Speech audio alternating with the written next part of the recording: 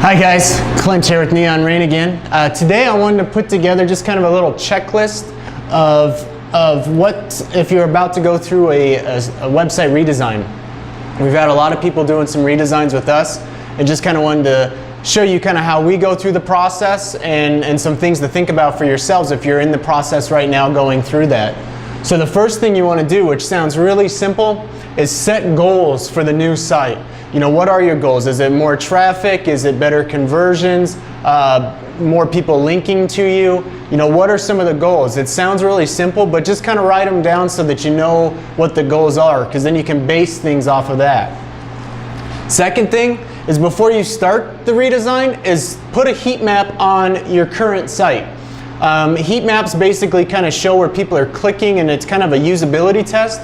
So you can kind of see how your site is doing now and what parts of it maybe you should carry over into the new design, because a lot of people are clicking on it or a lot of people are using that functionality. So it's really good to put on the current site so you can see what not to throw away and what to throw away. It's also very important to have the heat map on the new site once the new site goes live, to make sure that the things that you set out to do, the goals that you set for yourselves, are being met, and that everything that you put on the new site is performing the way you want it to perform.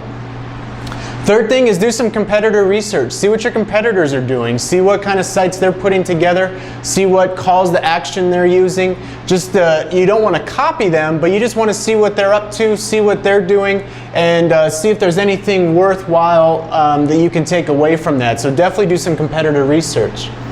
The next thing is to make sure you know your site navigation, and if you're planning on moving pages or renaming pages, make sure that you set that up.